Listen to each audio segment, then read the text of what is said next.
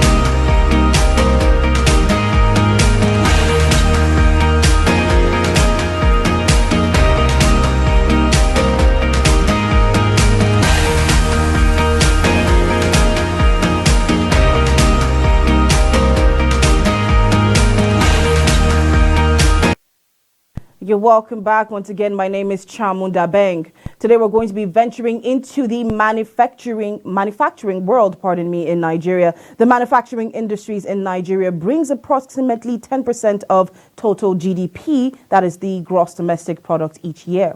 Now, the manufacturing activity is concentrated in large cities like Port Harcourt, Lagos, and Ibadan, and in the south of the country. Now, the Nigerian manufacturing sector is dominated by the production of cement and building materials, food and beverages, tobacco, chemicals and fertilizers, wood and textiles. Out of all the subsectors that I've actually called, food and beverage, cement and textile account for 77% of manufacturing output, generating the greatest value. Also, breweries and flour mills contribute well in the manufacturing sector. Now, let's take a look at the performance of the manufacturing sector from quarter one of 2015 to quarter two of 2021. Now, for the second consecutive quarter, the manufacturing sector's real GDP grew by 3.49% year on year in quarter two of 2021, the highest growth since quarter one of 2015. Also, the readings of, for manufacturing PMI rose to 46.6% in July from 45.5% in June 2021, showing a gradual recovery of output growth, though still below the 50-point index. Now, from our image here, you can actually see that to a certain extent, the manufacturing sector was starting to improve. It was starting to grow. But as 2020 is coming by, a few analysts are actually afraid that it comes with some form of instability, and it might actually throw the manufacturing sector back to where we pretty much started off. All right, so joining me in the studio to find out why today is business consultant, Dr. Emmanuel Bashayi. Welcome to the show. How are you doing? Good. Good to be here again. Yes. Taking a look at the chart that we have here, you can see from 2015 production was low. It kept being low, increased a bit at 2017, and so far 2021 has been pretty much the best from these couple of years. And you could actually see that there's been some sort of gradual growth, and the manufacturing sector was starting to move somewhere, especially with emphasis being placed on locally made products now. But come 2022, we have a few things that we're expecting to see. And a few analysts have actually come out to say, the manufacturing sector may face certain issues. Now, why do you think that is?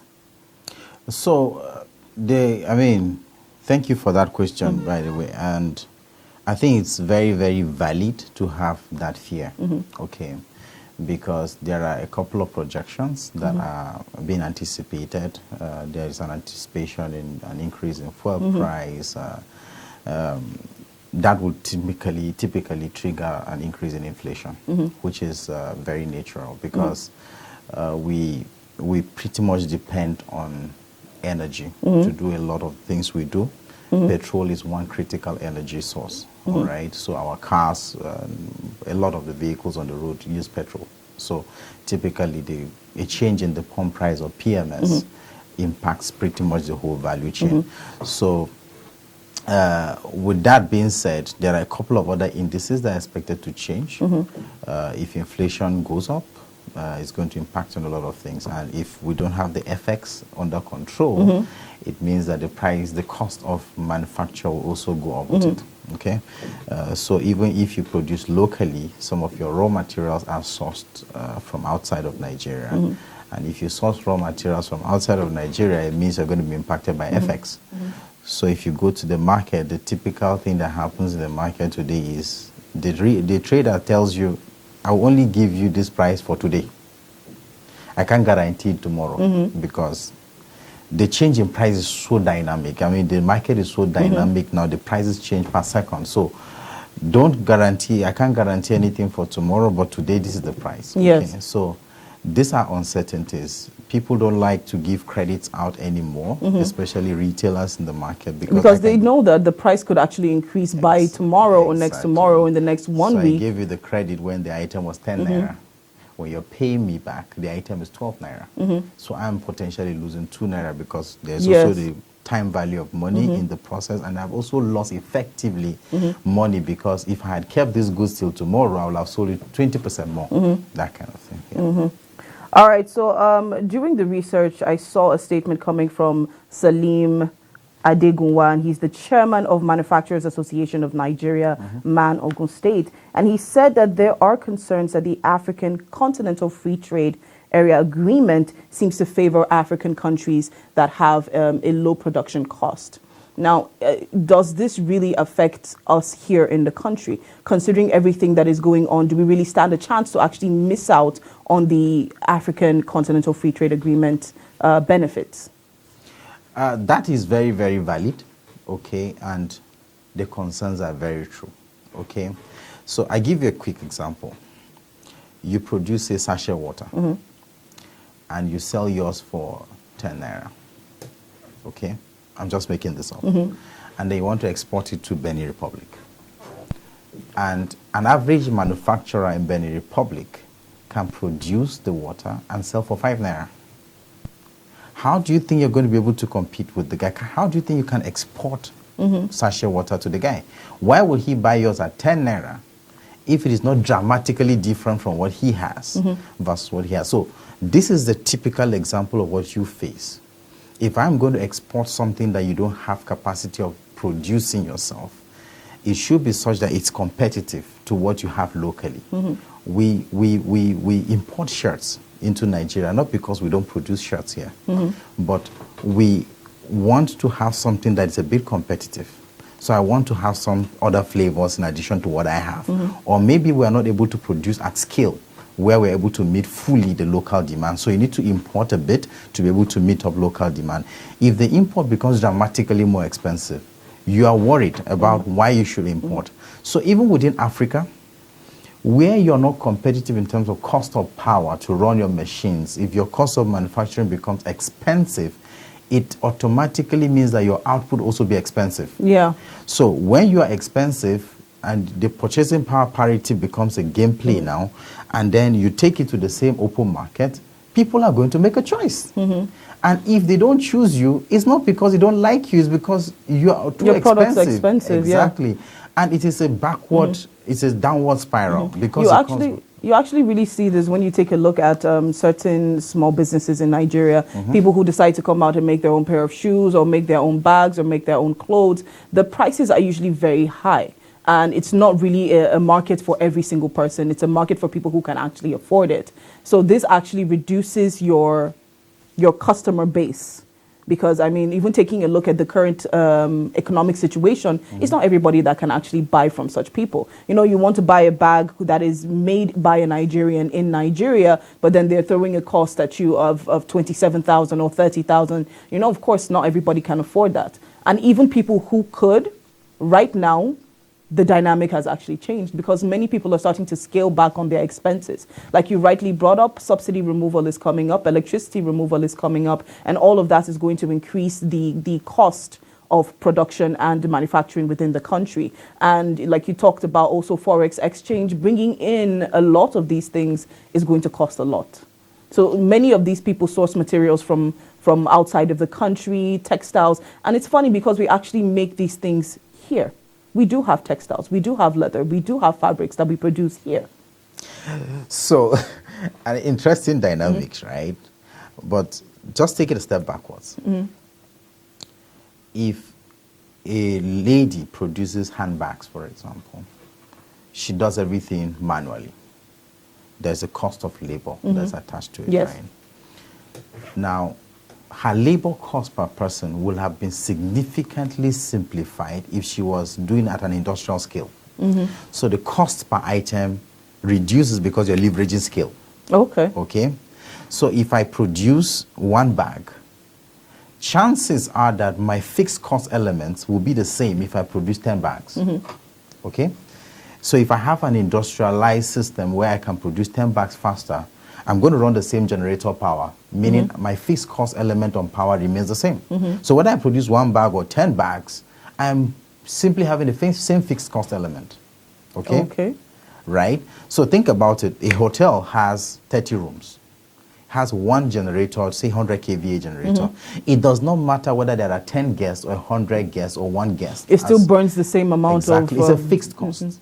So the only way you can leverage and maximize that fixed cost element is when you have significant number of guests to even out the cost. So if she is manufacturing at such a low scale, it means she is not able to scale up significantly a lot of things. So her fixed cost elements hit that one bag. But how do you even scale up looking at the current conditions of things? So, How which do you is where grow I'm to that coming point? to, right? Now, if she doesn't get a significantly low interest loan that can help her get machinery, meaning that she cannot scale up. Now, if she needs to import raw materials to make the bag, and she needs to source FX, she might not get the right level of FX she wants from the formal institution. So she may have to go to the black market to source FX. That comes at a premium, right? It comes at a higher cost. And that cost goes back to the consumer because at the end of the day, she needs to make money.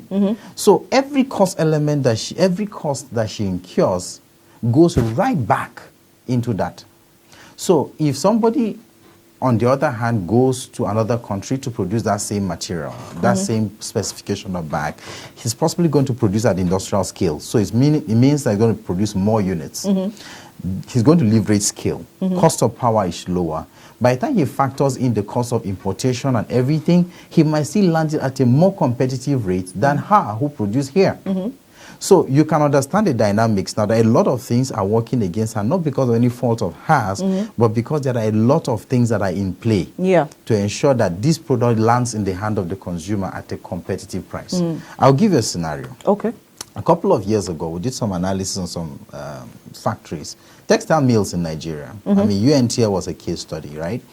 The cost of running UNTL for a day was more than the cost of running a similar plant in another country for almost 3 months. Because those machines cannot go off. They run 24 hours. And because of the nature of our public power supply, you can't depend completely on it. It's epileptic. So you have to use standby generator. That machine must not go down for a second.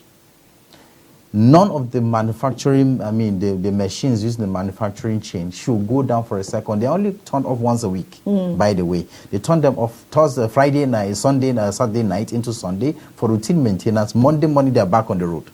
So you can't afford a second to lose in manufacturing because overall affects your output and you're burning money every second. So you can't afford to joke with it. So that just to give you an idea of the things that she's going up against. Yes, she's manufacturing locally. That is fantastic. The only way you can support her is to say, hey, you know what? Stop the importation of anything she produces.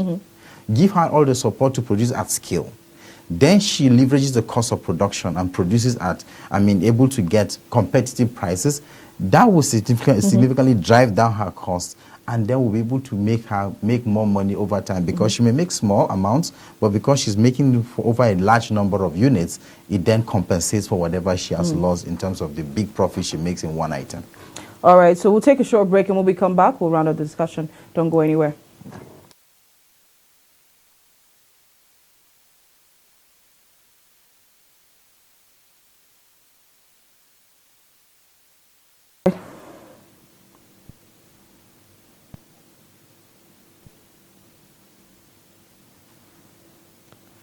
Okay. So taking a look at the manufacturing sector, we talked about prices, we talked about an increase in quarter two of 2021. But even with the increase, we are still seeing very high costs of production. Now, what is the reason behind that? So the reasons are simple. I've of course mentioned them already. Manufacturing needs power. And until you get power that is significantly affordable, your manufacturing costs keep going up. There's no magic about it. Okay, I'm going to run a factory that machines need power to run. I have to provide that. So depending on how I get the power, it goes back to the consumer. The other thing is I'm going to possibly import my machinery or import raw materials. You pay at a rate. You pay in a currency. Okay. Now the availability and the affordability of that currency is what determines how you manufacture. So, for example, you want to make shirts, cotton shirts, and you have to import certain raw materials required to make those shirts. What would then happen is factors like the FX rates at which you're getting to do the imports, the time it will take you to clear the products, the raw materials at the ports to get them into your factory. All of those are layered into it. So if it takes you longer than normal to clear those into your factory to be able to produce, it impacts on the value chain. So all of this are part of it. You can imagine how difficult it is to move a truck out of the port. You know, within Lagos, a container can land in Lagos and takes you 4 weeks to clear into Lagos. You're not even taking up country, just within Lagos, right? So all of this are impacting. So if you were keeping, if you needed to just keep 4 weeks of inventory of raw materials, you may need to keep 10 weeks of inventory because you're factoring in the time lag it will take for replenishment. Now, you're putting in more money, meaning you tie up more working capital in inventory of raw materials that you will have used to do something else. And cash efficiency is key in production, right? Why do I need to keep 10 weeks inventory when I can as well keep 4 and replenish more consistently? Because at the end of the day, if I keep 4 weeks of inventory and I do 10 tons a month, it's the same as keeping 10 tons in one go because I'm not certain when the replenishment will happen and all that. So all of this, the manufacturer has to factor into the cost of funds. Some of them are running on bank loans. So the money you're using comes at a cost, and you have to factor in that cost. And who gets the brunt? The consumer. The consumer, yeah. Ultimately reducing their own purchasing power at the end of the day, Exactly. which it's a whole chain reaction. Every single person is affected by all of this. Yeah. Yes, now, come 2022, fuel subsidy removal, electricity removal. Now, what does this mean for Nigerian businesses? How do you actually sustain yourself at that point? Because already as it is, like I said, analysts are already coming out to say that, you know what, the manufacturing sector is going to face so-and-so problem. Now, what does it mean? How do they sustain throughout all of that? So, simple, straight answer would be that it's going to tinker with the inflation rate, okay?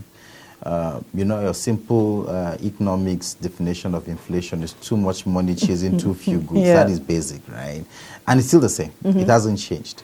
It means that you will have to either cut down on your costs, cut down on the things you buy, or you increase the amount you spend on buying things, okay?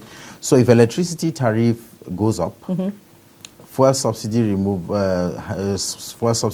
happens, means the price of a liter of PMS goes up. Whatever other issues go, let's even keep the FX constant, right?